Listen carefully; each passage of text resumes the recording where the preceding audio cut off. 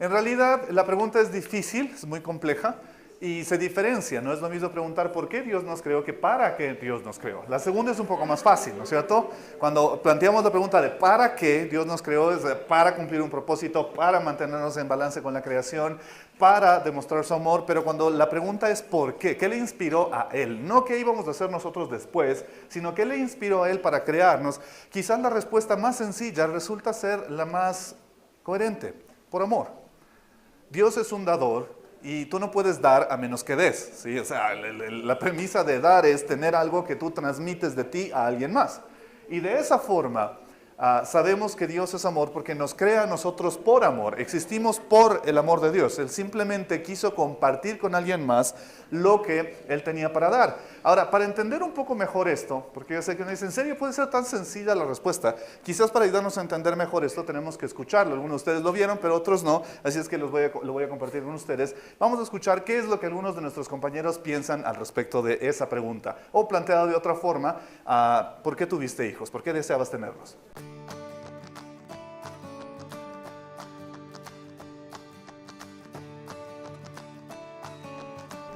Yo creo que es porque uno necesita también encontrar un propósito, el sentirse realizado y como que es la extensión de tu amor hacia tu pareja igual. Sabes que eso es algo que complementa. No necesariamente es lo único, pero en mi caso yo sí tenía una familia numerosa, entonces como que te hace falta también sentir eso cuando ya se traslada a tu hogar. Porque era un anhelo que yo tenía como mujer. Porque siempre como mujer uno desea poder extender su familia a través del matrimonio y después con los hijos. Quería poder transmitir todas mis enseñanzas, mis principios a una persona más, que en este caso sería como la herencia, la bendición que Dios me dio a mí. Principalmente el tener hijos era un deseo muy grande para mí porque primero me siento muy identificado con los niños. Me encantan los niños. Por eso soy profesor de primaria y aparte uno con los niños experimenta también el amor de Dios, creo en ellos, ya que al ponerte en el rol de padre sabes cómo Dios actúa con nosotros, entonces es algo hermoso y una experiencia increíble que nos pone la vida en el camino. Bueno, yo lo que deseaba era como amar profundamente a alguien, ¿no es cierto? Y que me ame de vuelta y de algún modo expandir este amor que yo tenía hacia mi marido, ¿no es cierto?, hacia alguien más. Y la verdad es que sí lo conseguí, ¿no es cierto? Con mi nena, la verdad es que hay muchos momentos en los que obviamente una les quiere ahorcar un poco, pero hay otros momentos en los que uno entiende este amor profundísimo, que no sabe de dónde viene, pero que simplemente está ahí y que uno no entiende, ¿no?, de dónde sale todo este amor que tengo hacia ella, pero simplemente viene y viene y viene y es una cosa muy hermosa. Entonces fue una de las cosas que más me inspiró, ¿no es cierto?, a tener hijos en el momento correcto. También porque quería replicar ciertas actitudes que mi papá había tenido conmigo y quizá evitar algunas otras que no me gustaban mucho. Entonces quería ver qué tal hubiera sido yo de mamá. Si me preguntas una razón, no te puedo dar una razón. Te puedo hablar es de un sentimiento, de algo que viene de lo más profundo de mi corazón. Yo tuve muchas dificultades para tener hijos, de hecho. Pasé 10 años de mi vida en pareja buscando quedar embarazada porque era como un anhelo, porque yo siento que un hijo es la máxima expresión del amor. No, yo creo que no hay amor más grande que el que uno puede sentir por su hijo y es la continuación de tu ser. Es como en quien tú llevas tus esperanzas, tus expectativas, tus sueños. Y las metas y los sueños que a veces uno no logra alcanzar o las expectativas, y no me refiero a cosas materiales, sino a todo lo que engloba la belleza del ser humano, lo que implica la humanidad, yo creo que va a englobar en un hijo. Y ese gran anhelo, yo fui bendecida con mi hijo, mi único hijo, como te digo, después de 10 años queriéndolo tener. Entonces cuando tú me dices una razón, no puedo hablar de razones. Puedo hablar desde el sentimiento. El gran anhelo de mi vida fue tener a mi hijo. Y con él cada día descubro que se puede querer más y más, porque un hijo no es que se quiere, quiero a mi hijo de manera inmensa. No, yo he descubierto que el amor crece y que el amor no tiene medida. Y yo te puedo decir que hoy quiero a mi hijo más que ayer. y más que cuando nació. Y junto con ese miedo va junto con ese amor va también un gran miedo, y es algo que también he descubierto. Entonces mi hijo me ha ayudado a crecer, y ¿qué te puedo decir? Me has tocado un punto débil. Deseaba tener hijos en realidad por darle todo lo que yo tengo por dentro, por entregar todo lo que en algún momento yo no tuve en mi niñez, no tuve en mi adolescencia, no lo tuve en mi juventud. Quería este tiempo aprovecharlo para entregarlo todo a él, a mis hijas, a mi hijo, no solamente en el aspecto material, sino desde el aspecto afectivo, del amor, el tiempo, la consideración. Quería tener hijos porque quería verles crecer, quería tener hijos porque quería verles en ellos cada vez, cada mañana, cada detalle que ellos vivían, lo convivían, me lo daban, lo entregaban, ver en ellos cada sonrisa, cada gesto, cada palabra, cada paso que lo daban, es lo que enriquecía mi vida. Quería tener hijos porque quería entregar todo el amor que Dios me lo dio a mí y que yo entrego en cambio también a mis hijos por ese tiempo.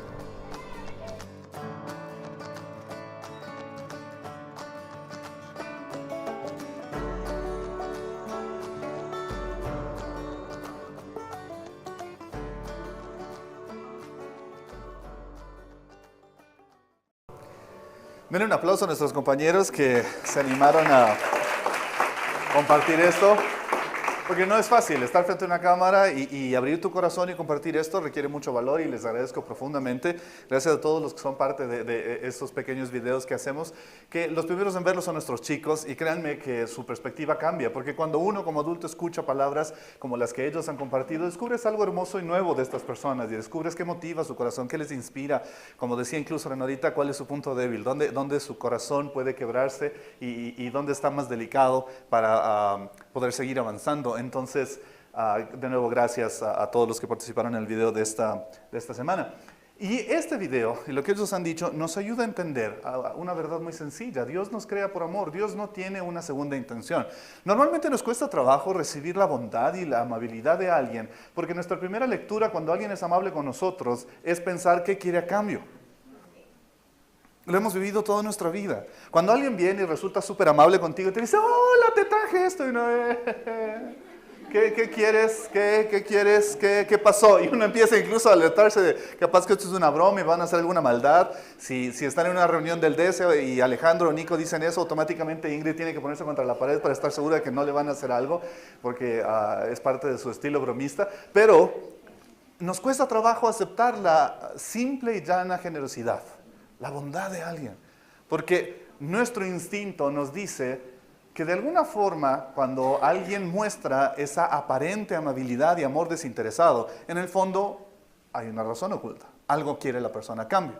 Lo hemos experimentado tantas veces que hasta nos hemos vacunado y nos cuesta trabajo verlo así, con la neutralidad de esta persona quizás solo está siendo amable porque quiere ser amable. Está siendo buena porque quiere ser buena, no porque quiere que yo le dé algo a cambio o porque le voy a deber un favor, que es la otra lectura, ¿no es cierto? Bueno, esta persona fue muy amable, ahora le debo un favor. Le debo una y algún rato me va a cobrar y me va a decir, me debes una, acuérdate cuando yo te ayudé en el bar que no ponías tu huella porque no te entraba, tu dedo estaba chueco y yo te invité al almuerzo, acordaraste.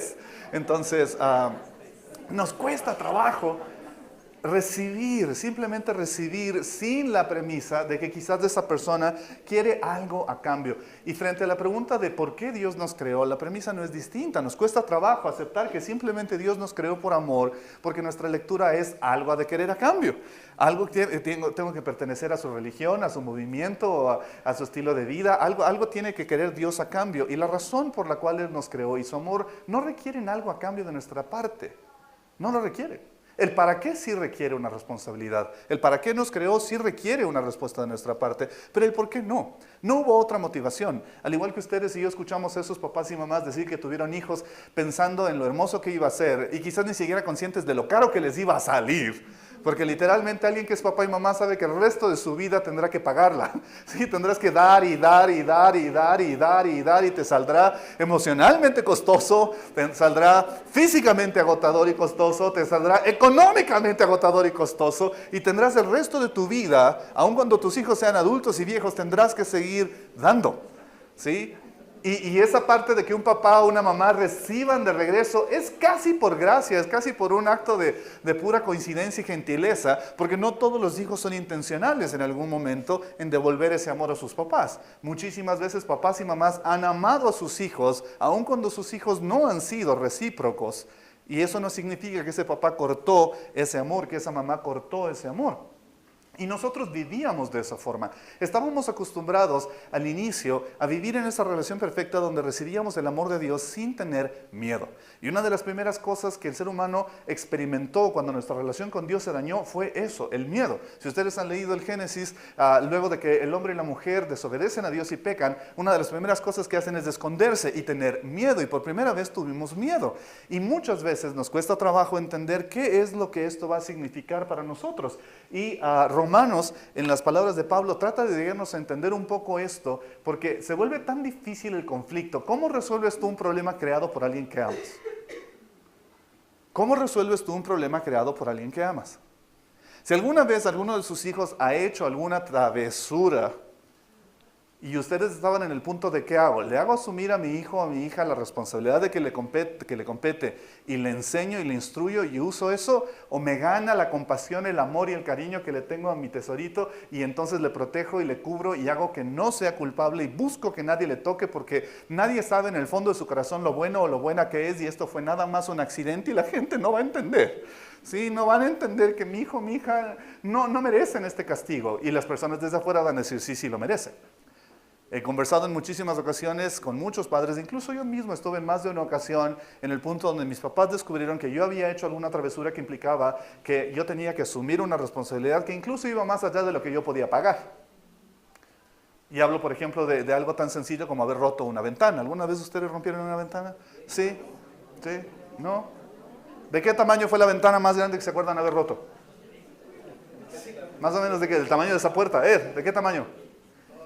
Toda esa puerta, ¿ok? ¿Alguien más así grande? El Renato también dice, se rompió una así, ¿no? Yo rompí igual una ventana más o menos de ese tamaño en la casa de nuestra vecina. Mi mamá nos decía una y otra vez, no jueguen fútbol ahí, no jueguen fútbol ahí. Y yo no le hice caso, literalmente, de esas cosas raras que solo pasan una vez en la vida y que tú dices, ¿por qué no había teléfonos celulares en esa época? Hubiera sido chéverísimo grabar. Fui corriendo, no me di cuenta, estábamos jugando, la pelota cayó en un punto que ya estaba fuera de la zona donde normalmente jugábamos, pero en lugar de cogerla con la mano y regresarla, yo dije, voy a patear desde aquí y voy a meter un golazo. Pero no me di cuenta. Sí te escuché. Dice que no jugaba. Sí, dice que yo no jugaba fútbol. Sí jugué alguna vez en mi vida. Eras demasiado pequeño para recordar. Okay. Y la pelota cae en un cierto punto.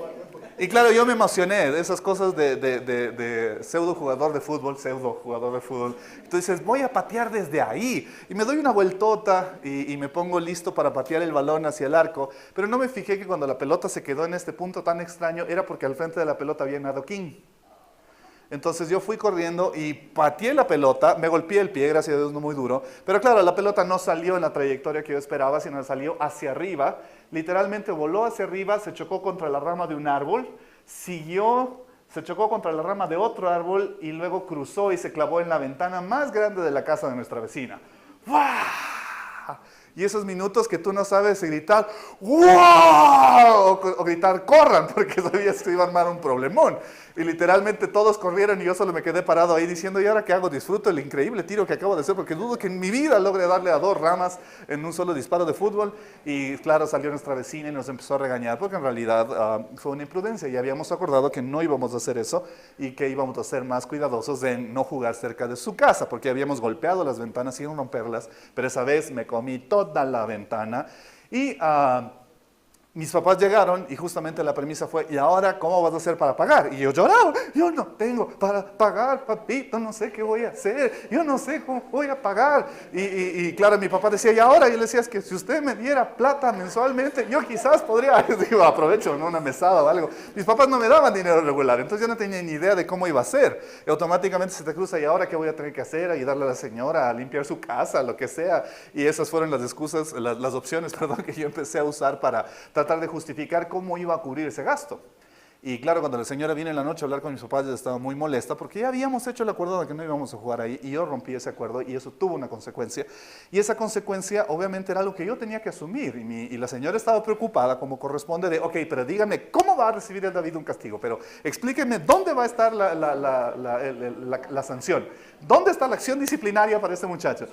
Y, exacto, suspendan. De hecho, ella decía, o sea, no deberían dejarle un mes sin jugar fútbol aquí, que vea cómo los demás juegan, pero él no. Y el problema es ese, entras en un conflicto, ¿no es cierto? Un papá dice, ok, yo quiero que mi hijo aprenda a ser justo, a ser una persona decente, a ser correcto, que hay límites y que si no respeta esos límites van a haber consecuencias, pero al mismo tiempo le amo con todo mi corazón y no quisiera que tenga que sufrir esto. No quisiera que tenga que sentarse a ver cómo sus compañeros juegan durante un mes y no jugar él, o tener que hacerle trabajar para conseguir el dinero que no va a usar en él ni en nada que le guste, sino para pagar un daño que él causó. Es una posición difícil para cualquier papá o cualquier mamá. Si les ha pasado alguna vez, ustedes entienden, y si tienen hijos les va a pasar alguna vez, donde ustedes van a tener que escoger, ¿qué hago? ¿Le demuestro mi amor y le cubro a mi hijo? ¿O hago valer lo que es correcto y le enseño la lección que él tiene que aprender para que no vuelva a cruzar esos límites por su propia protección y por la protección de los demás? Si entendemos eso, empezamos a entender el conflicto en el que Dios se encontraba. Porque resulta que Él nos crea por amor, pero al mismo tiempo Él es un Dios justo. Él no puede contradecirse, porque no sería Dios. No sería perfecto si Él dice una cosa y luego la deshace. Si Él establece una regla y Él luego la quiebra. De hecho, nosotros tuvimos serios problemas en nuestra infancia, porque muchísimas veces nuestros papás nos dijeron que había una regla y ellos luego la quebraron y nosotros aprendimos que las reglas se podían quebrar. Porque nuestro papá nos decía que no se debía mentir, pero luego cuando llamaban por teléfono por alguna deuda, Él el primero en decirnos, di que no estoy. ¿Sí? Entonces uno aprendía una doble moral, decías, ok, entonces ¿cuándo sí, cuándo no debo seguir las reglas? Y uno sabía entonces que estas reglas no son definitivas y aprendes a jugar con eso a tu favor cuando te conviene. Y es entonces que Dios llega a una conclusión. La conclusión es, ustedes mismos no pueden reparar esto porque no tienen los recursos para repararlo. Lo que ustedes dañaron, esta relación que se rompió por su pecado conmigo, no es algo que ustedes puedan reparar. Y entonces Pablo lo entiende y lo explica así en Romanos. Cuando Adán pecó, el pecado entró en el mundo. El pecado de Adán introdujo la muerte. Esa era la consecuencia de ese pecado. De modo que la muerte se extendió a todos, porque todos pecaron. Es cierto, la gente ya pecaba aún antes de que se entregara la ley. Pero no se le tomaba en cuenta como pecado porque todavía no existía ninguna ley para violar. Sin embargo, desde los tiempos de Adán hasta los de Moisés, todos murieron, incluso los que no desobedecieron un mandamiento explícito de Dios como lo hizo Adán. Ahora bien, Adán es un símbolo, una representación de Cristo, quien aún tenía que venir. Pero hay una gran diferencia entre el pecado de Adán y el regalo del favor inmerecido de Dios. Pues el pecado de un solo hombre, Adán, trajo muerte a muchos. Pero aún más grande es la gracia maravillosa de Dios y el regalo de su perdón para muchos por medio de otro hombre, Jesucristo. El punto es, si un hombre cometió la falta, un hombre tiene que pagar por esa falta. Si no, no es justo, no es correcto. Alguien cometió la falta, alguien tiene que resarcir esa falta, pero no puede ser alguien que no tenga las características que implica que esta persona va a tener que asumir las consecuencias de esa falta. Y el resultado del regalo del favor inmerecido de Dios es muy diferente a la consecuencia del pecado de ese primer hombre, Adán. Pues el pecado de Adán llevó a la condenación, pero el regalo de Dios nos lleva a ser declarados justos a los ojos de Dios, a pesar de que somos culpables de muchos pecados. Y muchísimas veces he escuchado a gente decir, no, Cristo fue a la cruz a morir y a dar su vida por amor. Sí, pero su amor no está basado en la emocionalidad. No es esa actitud paternalista de pobrecito, mi hijo se equivocó, ay, a mí castígame.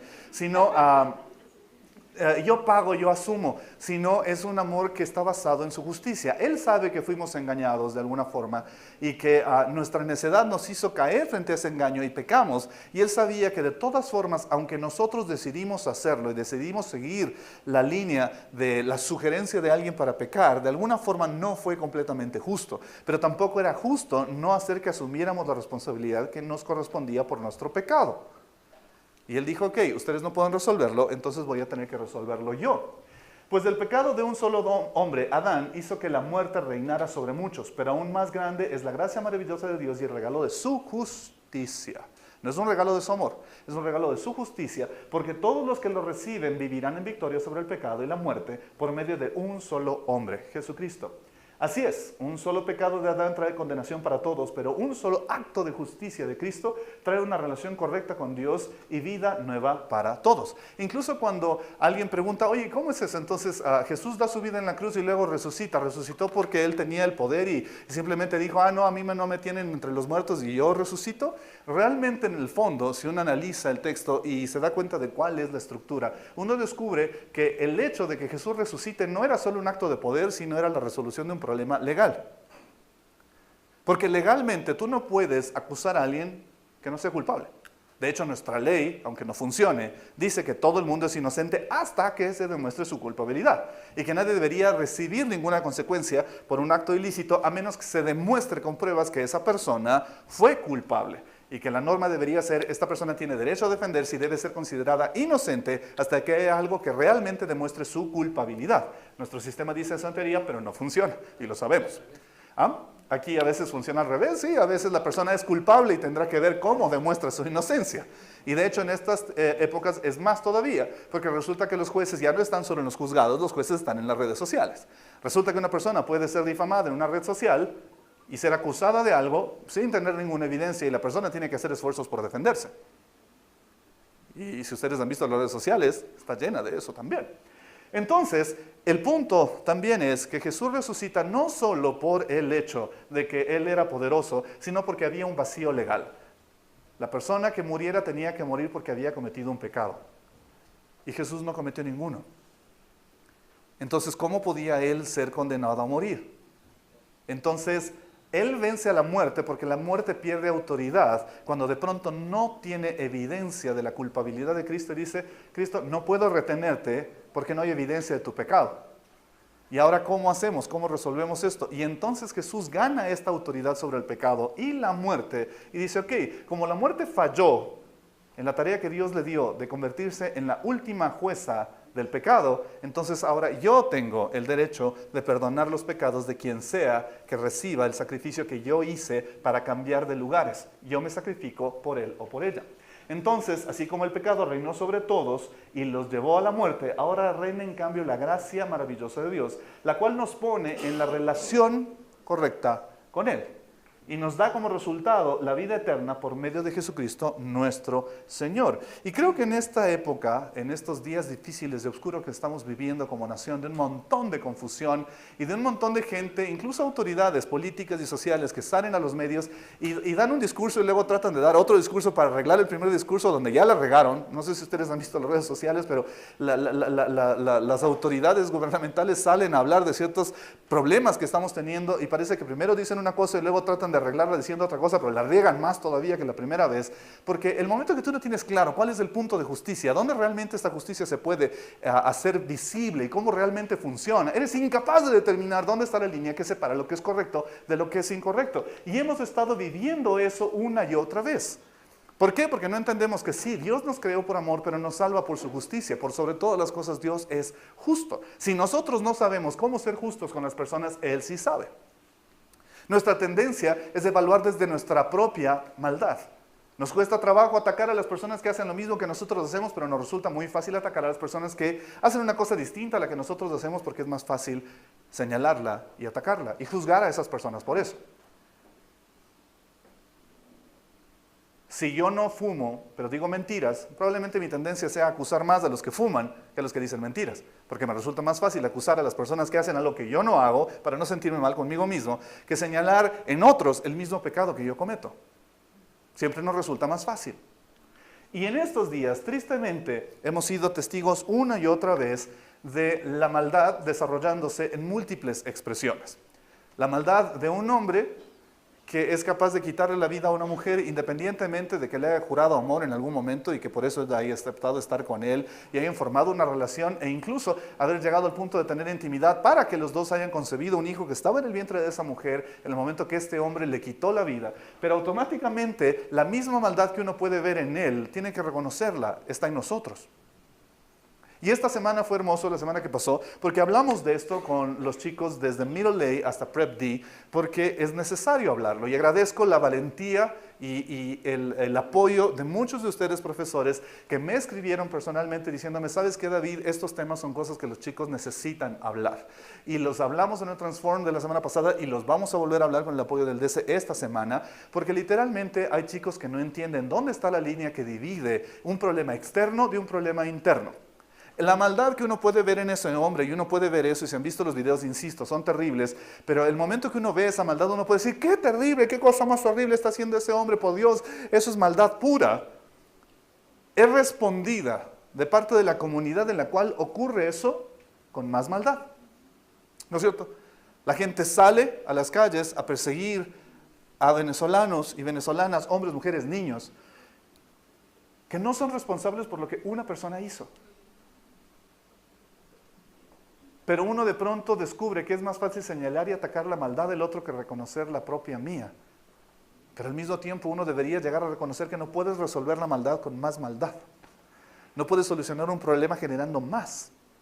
Porque quizás no podamos hacer algo por todos los venezolanos que tristemente han sido afectados por la estupidez de la maldad.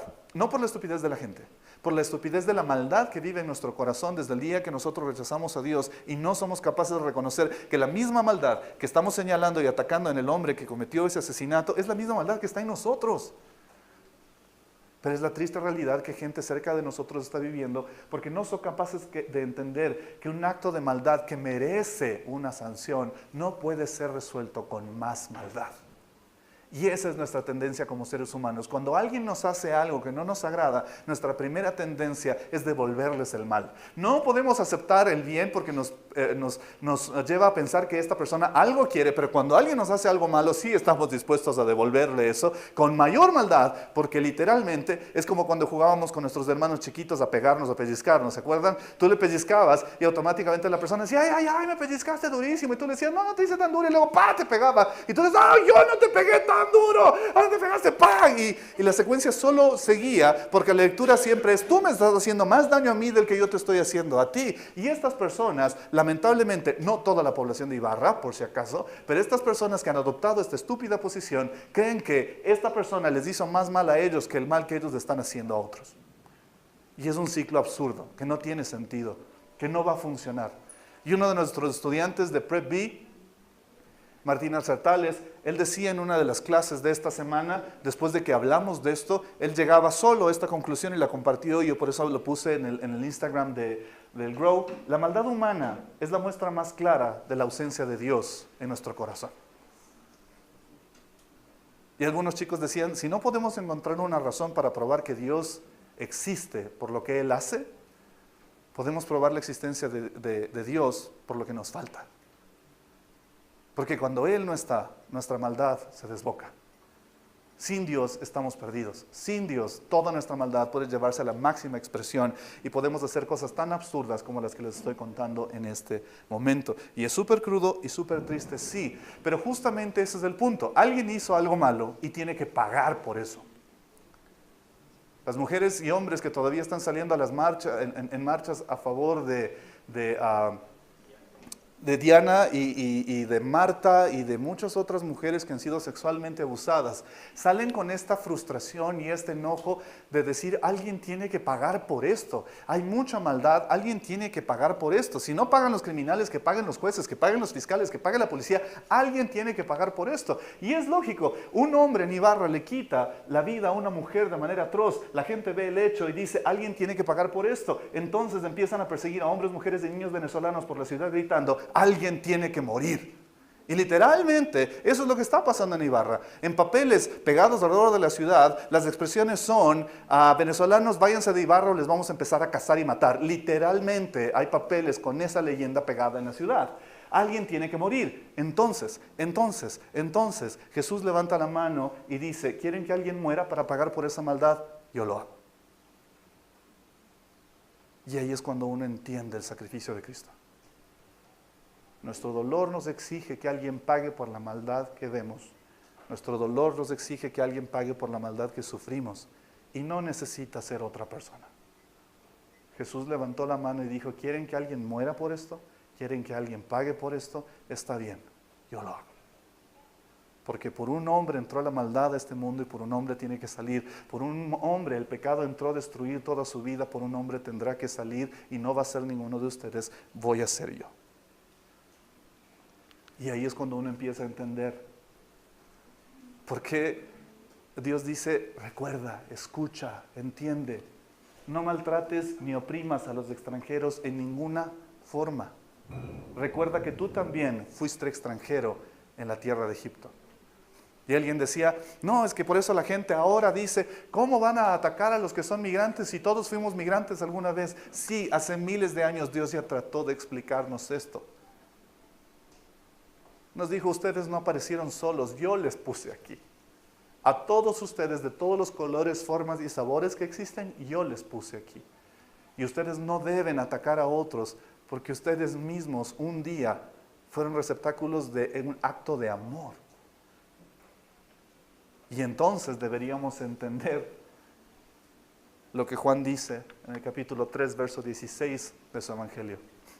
Porque de tal manera amó Dios al mundo, que envió a su Hijo unigénito, para que todo aquel que en Él cree no se pierda en la estúpida maldad, no se pierda en la estúpida venganza, no se pierda en actos animales y sin sentido, no se pierda en la persecución de otras personas, no se pierda en el ataque a una cultura, a una nación, a un país, a una etnia, a un color, sino que tengan vida eterna.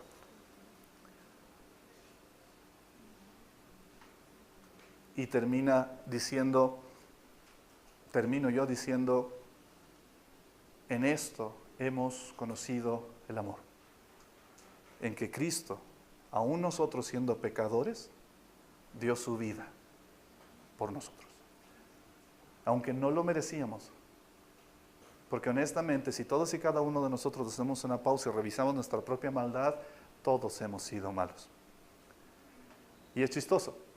Les decía a mis compañeros del directorio hoy en la mañana, en los cursos más grandes, Prep C, Prep D, cuando analizamos esto la semana pasada, uno de los chicos levantó su mano muy valientemente y dijo, ¿sabe qué? Acabo de darme cuenta de algo. El resto de la creación vive en perfecta armonía. La naturaleza, los vegetales, las plantas viven en perfecta armonía. Hay un ciclo, sí, pero ellos no rompen ese ciclo. Incluso cuando un animal tiene que matar a otro para vivir, no lo hace por maldad, no lo hace por deporte, lo hace en un ciclo que incluso le lleva a encontrar un punto de equilibrio para no matar más de lo que es conveniente para él poder seguir viviendo, y la armonía funciona. Solo nosotros, solo los seres humanos estamos completamente aberrados de ese ciclo. No logramos entender cómo ese ciclo funciona. Estamos en completa rebelión y en completo conflicto con la naturaleza. Y este chico levantó la mano y les dijo al resto de sus compañeros, ¿saben qué? Acabo de llegar a la conclusión de algo. La forma en la que este planeta va a volver a estar en paz es que todos los seres humanos nos vayamos. Si desaparecemos todos los seres humanos y nos matan a todos, este planeta va a estar en paz. Y una vez más, es entonces cuando Jesús levantó la mano y dijo, no necesitan morir todos si me dejan morir a mí. Si yo muero por ustedes, no todos tendrán que morir.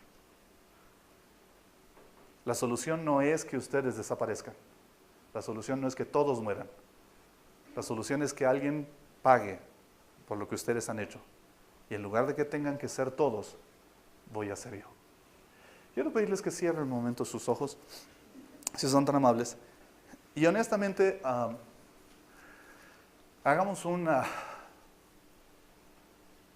pausa y una vez más veamos el increíble rol, la importancia del rol que ustedes y yo jugamos aquí.